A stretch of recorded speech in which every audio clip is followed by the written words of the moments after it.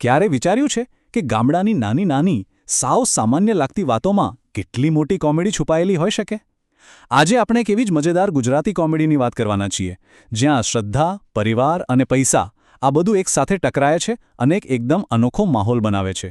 તો ચાલો જોઈએ કે આ બધી ધમાચકડીમાંથી હાસ્ય કેવી રીતે જન્મે છે અને એ આપણને એ સમુદાય વિશે શું શીખવે છે. અને જુઓ, વાતની શરૂઆત જ થાય છે એકદમ ધમાકેદાર ધમકીથી. જરા વિચારો તો, એક યુવાન પોતાના જ કાકાને કહે છે કે તમને જેલમાં પુરાવી દઈશ. આ સાંભળતાની સાથે જ મનમાં સવાલ થાય કે ભાઈ, એવું તો શું બની ગયું? બસ આ એક નાનકડી ચિનગારી જ આખી વાર્તામાં આગ લગાડે છે. એટલે આ ખાલી એક ધમકી નથી હો, પણ એક મોટો સવાલ છે. આપણા બધાના જીવનમાં ક્યારેક ને ક્યારેક આ પરિસ્થિતિ આવે જ છે. શું થાય જ્યારે પરિવારની લાગણીઓ, ભગવાનમાં શ્રદ્ધા અને પૈસાની જરૂરિયાત, આ ત્રણેય વસ્તુઓ એકસાથે સામસામે આવી જાય? આ જ સવાલ આખી કોમેડીનો પાયો છે. તો ચાલો વાર્તાના પહેલા પડાવ પર જઈએ. એક એવો ધાર્મિક પ્રસંગ જ્યાં આમ તો ભક્તિ અને શાંતિનો માહોલ હોવો જોઈએ, પણ ત્યાં તો દલીલોનો દંગલ મચી જાય છે. જોઈએ કે આ શાંતિનો પ્રસંગ કેવી રીતે એક અંધાધૂંધીના ઉત્સવમાં ફેરવાઈ જાય છે. શરૂઆત તો જુઓ, કેટલી સરળ લાગે છે. ગામના અમુક વડીલો ભેગા થયા છે. શું કામ? તો કે માતાજીની રમેલ ગોઠવવા માટે. હવે સાંભળવામાં તો આ કામ બહુ સીધું સાધું લાગે નહીં, પણ સાચો ખેલ તો હવે જ શરૂ થવાનો છે. પણ હા, એક મિનિટ, આ રમેલ એટલે શું એ સમજવું જરૂરી છે. જુઓ, આ ખાલી કોઈ નાચગાનનો કાર્યક્રમ નથી. રમેલ એટલે એ ગામના લોકોની શ્રદ્ધા, એમની પરંપરા અને એમની એકતાનું જીવંત પ્રતીક. જો આપણે આ વાતને સમજીશું ને, તો જ ખબર પડશે કે આ બધા પાત્રો આટલી નાની નાની વાત પર કેમ ઝઘડી રહ્યા છે. તો આખી વાર્તામાં છે ને 4 મુખ્ય પાત્રો છે. પહેલા છે હરિસિંહ, જે બિચારા યજમાન છે અને બસ એવું જ ઈચ્છે છે કે બધું શાંતિથી પતી જાય.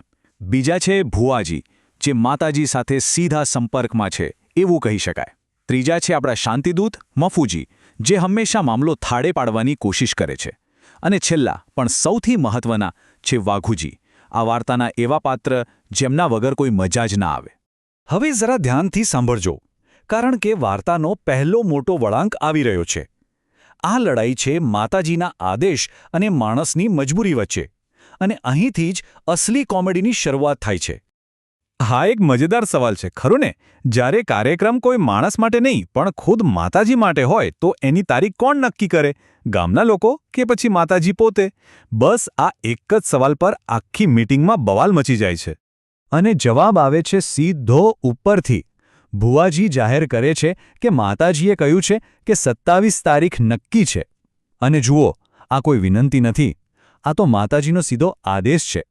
બસ આ એક વાક્ય જાણે ઝઘડાની આગમાં ઘી હોમવાનું કામ કરે છે.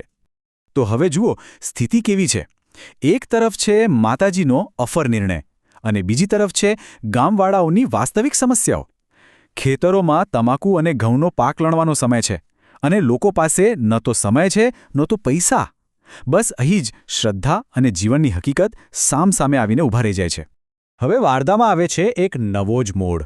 શું થશે જ્યારે જૂની પેઢીની સત્તાને નવી પેઢી કાયદાનો ડર બતાવે? ચાલો જોઈએ, આ પેઢીઓના ટકરાવમાં કોણ કોના પર ભારે પડે છે. હવે આ રમેલની ધમાલની સાથે સાથે એક બીજી પણ વાત ચાલી રહી છે. એક ભત્રીજો છે જે પોતાના મિત્રની મદદથી તેના જ કાકા પર અત્યાચાર કરવાનો ગંભીર આરોપ લગાવે છે. આ એક પારિવારિક ઝઘડો છે જેને આધુનિક કાયદાથી ઉકેલવાની કોશિશ થઈ રહી છે. અને અહીં જુઓ કેવો મજેદાર ખેલ રચાય છે.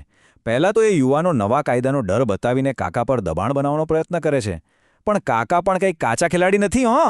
એ તો બસ એક જ વાક્યમાં જૂના ઉપકાર યાદ કરાવીને આખી બાજી પલટી નાખે છે. આને જ કહેવાય અસલી કોમિક ટાઈમિંગ. અત્યાર સુધી એવું લાગતું હશે કે આ બંને વાર્તાઓ અલગ અલગ ચાલી રહી છે, બરોબર ને? પણ એવું નથી. હવે જુઓ કે કેવી રીતે આ બંને વાર્તાઓના તાર એક જ જગ્યાએ જોડાય છે અને બમણી અંધાધૂંધી ફેલાવે છે. અને આ રહ્યો આખી વાતનો સૌથી મોટો ખુલાસો. રમેલના આયોજનમાં દલીલો કરાવનાર અને પરિવારમાં જેના પર અત્યાચારનો આરોપ છે, એ બંને વ્યક્તિ એક જ છે, અને છે વાઘુજી.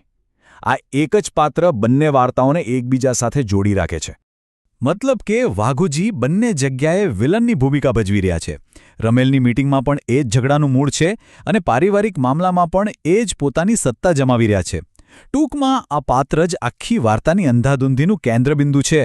સારું, તો આટલી બધી માથાકૂટ અને દલીલો પછી સવાલ એ થાય કે આ બધાનો મતલબ શું?